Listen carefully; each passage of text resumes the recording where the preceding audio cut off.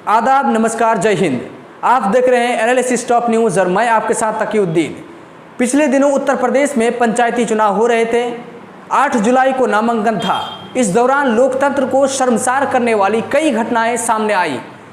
विभिन्न जगहों से हिंसा, गोलीबारी और महिलाओं से छेड़खानी का भी मामला सामने आया। ऐसे में सवाल ये पैदा होता है कि आखिर इन सब का जिम्मेदार कौन है? यूपी पुलिस क्या कर रही थी? सुरक्षा व्यवस्था का क्या हुआ था? और यूपी सरकार की कानून व्यवस्था क्या कर रही थी? आइए सबसे पहले जानते हैं कि क्या है पूरा मामला।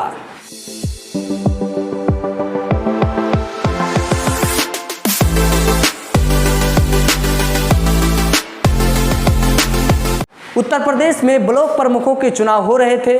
इसी दौरान कई जगहों से हिंसा, गोलीबारी और महिलाओं से अभद्रता की घटनाएं घटी।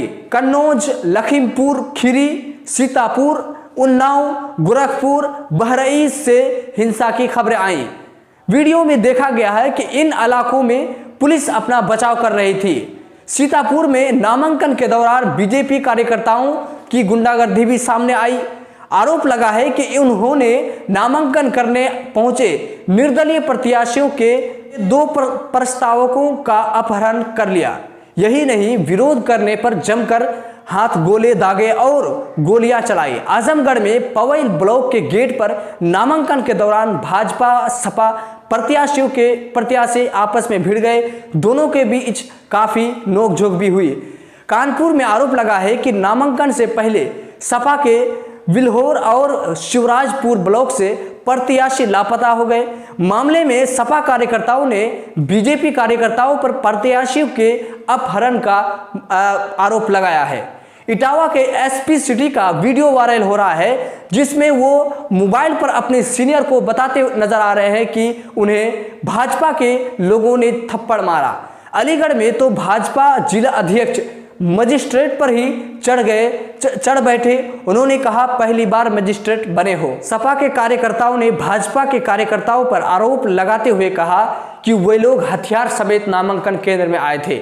अलग अलग जगहों से खबरें ये भी आ रही थी कि भाजपा के कार्यकर्ताओं ने दूसरे दलों के प्रत्याशियों के पर्चे को फाड़ दिया और हाथापाई भी की और पुलिस उन्हें रोकने से नाकाम भी रही। सिर्फ ब्लॉक प्रमुख चुनाव नामांकन में 22 जिलों में हिंसा हुई। बिहार के पूर्व मुख्यमंत्री और आरजेडी नेता राबड़ी देवी ने उत्तर प्रदेश की योगी आदित्यनाथ सरकार पर महिला सुरक्षा को लेकर करारा हमला बोला। महिलाओं के साथ अभद्र व्यवहार और अत्याचार को लेकर राबड़ी देवी ने कहा कि उत्तर प्रदेश में राक्षस की राज है। बसपा सुप्रीमो मायावती ने ट्वीट कर लिखा, यूपी में वर्तमान बीजेपी सरकार में भी कानून का नहीं बल्कि जंगल राज चल रहा है, जिसके तहत यहां पंचायत चुनाव में हुई असंख्य हिंसा व लखीमपुर खीरी के एक महिला के साथ की गई बदसलूकी अति शर्मनाक है। क्या यही इनका कानून का राज है व लोकतंत्र है? ये सोचने की बात है। इससे बड़ी शर्मनाक खबर और क्या हो सकती है कि दुनिया का सबसे बड़ा लोकतंत्र के सबसे बड़े राज्य में लोकतंत्र के स्तर को इतना गिरा दिया गया है और वहां की सरकार पंचायती चुनाव में जीतने के लिए चुनाव के नियमों का उल्लंघन करते हुए हिंसा करवा रही है। तो ऐसे में विधानसभा और लोकसभा चुनाव में कितना क्या कुछ करवा सकती है, इसका अंदाजा आप खुद लगा सकते हैं और समझ भी सकते हैं। बीजेपी के चुनाव जीतने का फार्मूला क्या है जो वो हर राज्य में अपनी सरकार बनाने में सक्षम है, क्योंकि आप देख सकते हैं कि पिछले कुछ सालों में जहां भी चुनाव हुआ वहां हिंसा, दंगा, हमले, गोलीबारी, पथराव और इन जैसे बहुत सी घटनाएं घटी। इससे पहले भी आप देख सकते हैं कि पश्चिम बंगाल में क्या हुआ। वहां पर भी चुनाव शुरू होने से पहले हिंसा की शुरुआत हुई और चुनाव के बाद हिंसा कुछ अलग रंग रूप पकड़ लिया। वहां पर भी बीजेपी ने हिंसा करवाने पर पूरा अपना जोर लगा दिया और अलग अलग जगहों पर कई घटनाएं घटी। इस तरह से लाखों लोगों का नुकसान हुआ, लेकिन हर जगह पे फायदा सिर्फ और सिर्फ बीजेपी को होती नजर आ रही है।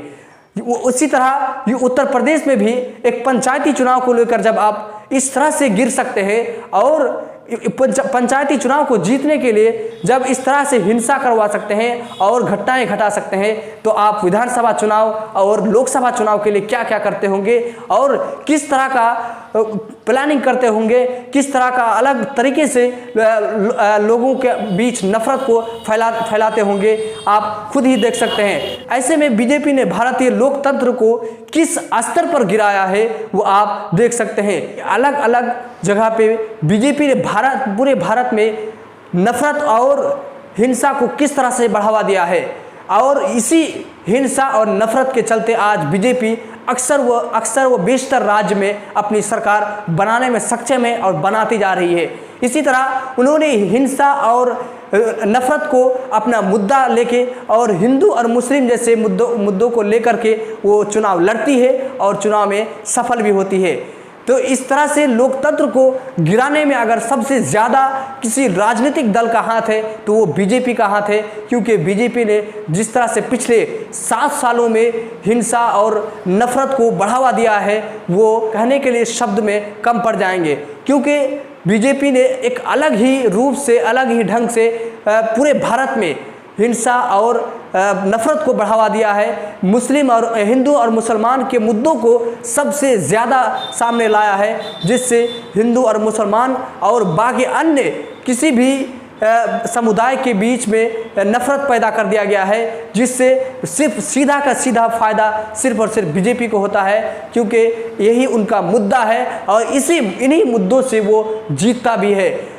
आप सबकी इसमें क्या राय है आप कमेंट बॉक्स में ज़रूर बताएं, और अगर अभी तक आपने हमारे YouTube चैनल को सब्सक्राइब नहीं किया है तो प्लीज़ सब्सक्राइब कर लें और बेल आइकन को भी प्रेस कर लें, ताकि नेक्स्ट वीडियो की नोटिफिकेशन सबसे पहले आपको मिले। और अगर आपको ये वीडियो अच्छा लगे तो लाइक करें, शेयर करें अपने दोस्तों के साथ। जय हिंद, जय भारत।